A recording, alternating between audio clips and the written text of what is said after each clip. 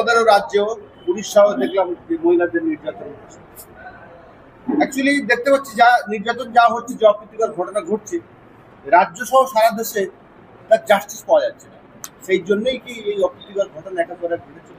দেখুন, ব্যাপারটা হচ্ছে আমরা চাই ফাস্ট ট্র্যাক কোর্টের মাধ্যমে বিশেষ করে মহিলা আর শিশুরা যারা যৌন নির্যাতনের শিকার হচ্ছে, ফাস্ট ট্র্যাক কোর্টের মাধ্যমে দ্রুত বিচারের ব্যবস্থা করে দেওয়া, তাহলে দেখবেন হয়তো এগুলো কিছু কমতে পারে।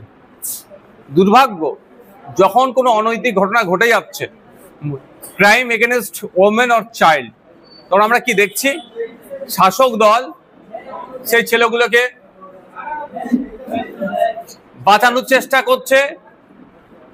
ছোট্ট ঘটনা, লাভ অ্যাফেয়ার, ও প্রেগনেন্ট ছিল, খদ্দের ধরছিল, এই ধরনের বলে আড়াল করার চেষ্টা করছে। ওয়েস্ট বেঙ্গলে হচ্ছে, গত কয়েকদিন ধরে উড়িষ্যাতে যেভাবে পরপর ঘটনা ঘটছে, আপনি শুধু উড়িষ্যা নয়, সারা রাজ্যে দেখুন, উত্তরপ্রদেশ, গুজরাট, বিভিন্ন রাজ্যে দেখুন যেভাবে মহিলাদের উপর অত্যাচার নেমে আসছে, এগুলো বন্ধ হওয়া দরকার।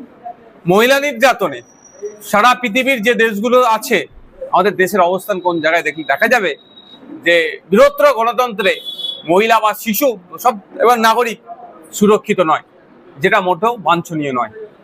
কিন্তু অন্য রাজ্যে যে ঘটনাগুলো ঘটে যাচ্ছে, আমাদের রাজ্যেও ঘটছে, কিন্তু আমাদের রাজ্যের শাসক দল অন্য অন্য রাজ্যকে দেখিয়ে তারা বৈতরণী পার করার চেষ্টা করে। দেখুন, এইটা দিয়ে জাস্টিফাই হয় না। উত্তরপ্রদেশে একটা ক্রাইম এগেনস্ট ওমেনকে দেখিয়ে ওয়েস্ট বেঙ্গলে একটা মহিলার নির্যাতনকে ধামাচাপা দেওয়ার চেষ্টা যেটা হচ্ছে, এটা মোটেও কাঙ্ক্ষিত নয়।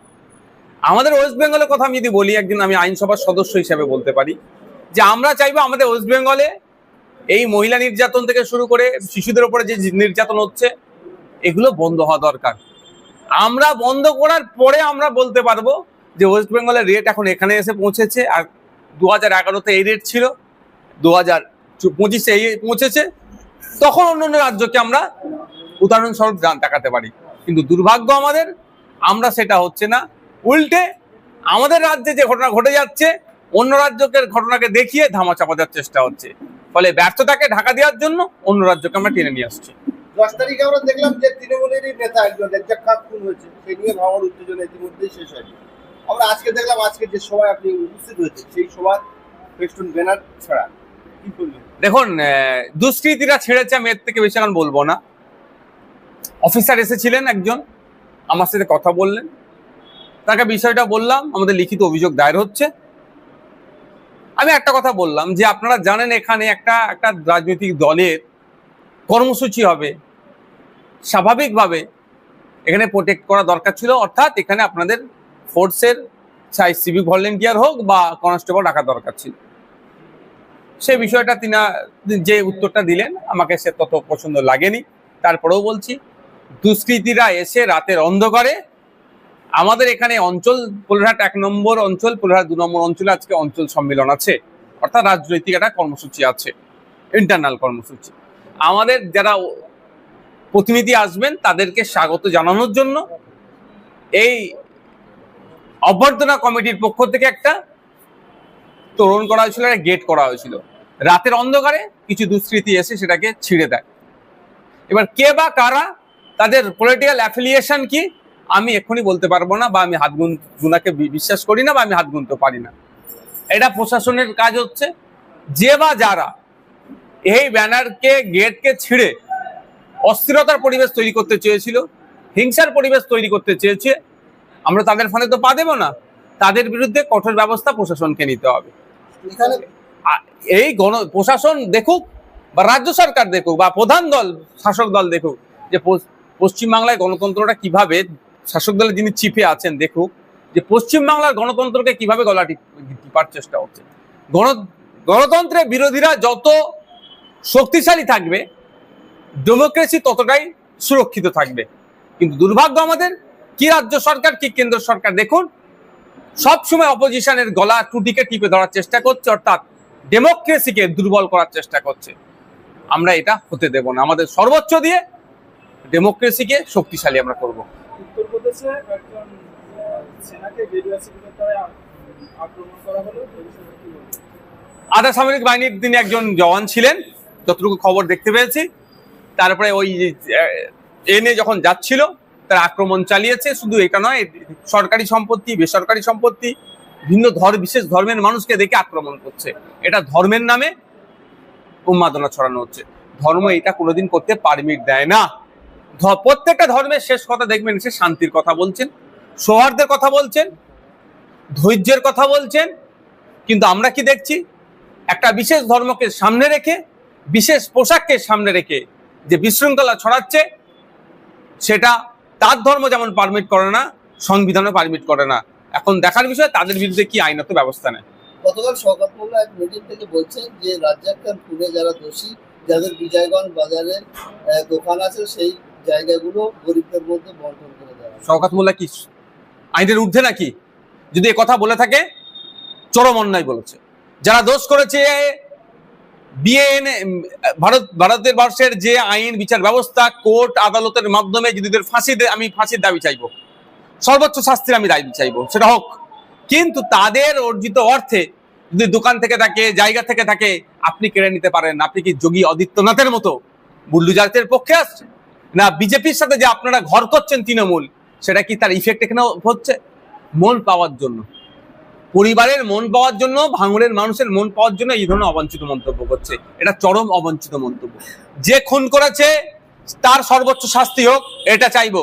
কিন্তু তার সম্পত্তি অন্য কেউ কেড়ে নেবে, এটা হতে পারে না। এটা দেশের আইন পারমিট করে না।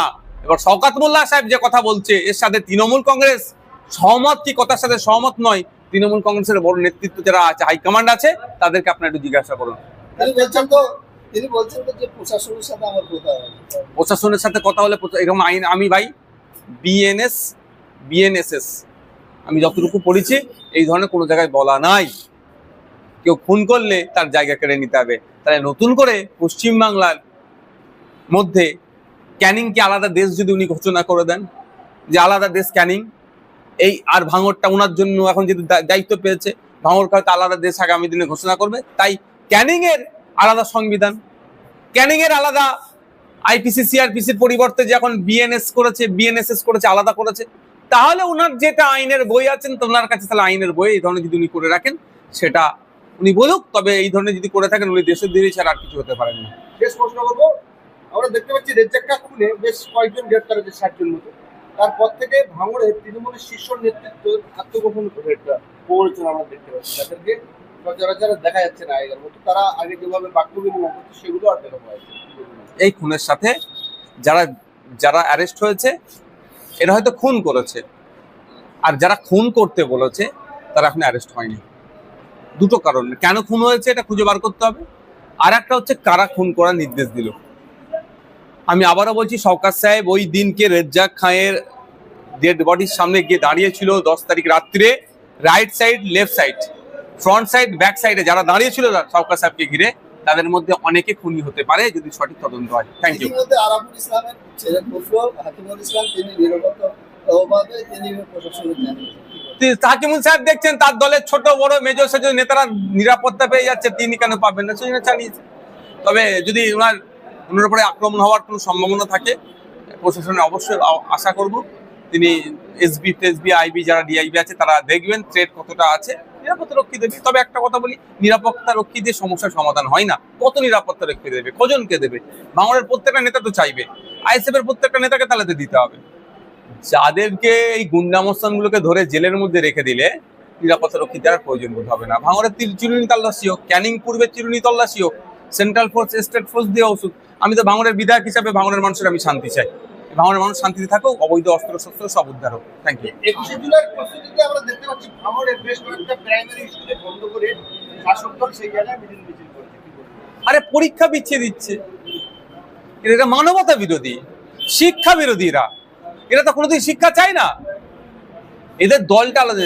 1993 সালের ঘটনা, তখন তৃণমূল কংগ্রেস বলে কোনো দল ছিল না, আর এখন বলছে তাদের সহিত। মানে এইটাই তো সব থেকে বড় অসত্য কথা। আর একটা কথা আমি বলতে পারি, যে 21শে জুলাইয়ের কমিশনের রিপোর্ট পাবলিশ করা হোক, এই দাবিটা তৃণমূলের বন্ধুদেরকেও বলবো উত্থাপন করা হোক। কারণ সেই সময় মমতা ব্যানার্জি মহাশয়ের ওপরে যে প্রাণঘাতী হামলা চালিয়েছিল, উনি প্রাণে মরে যায়, হয়তো নাও বাঁচতে পারতেন।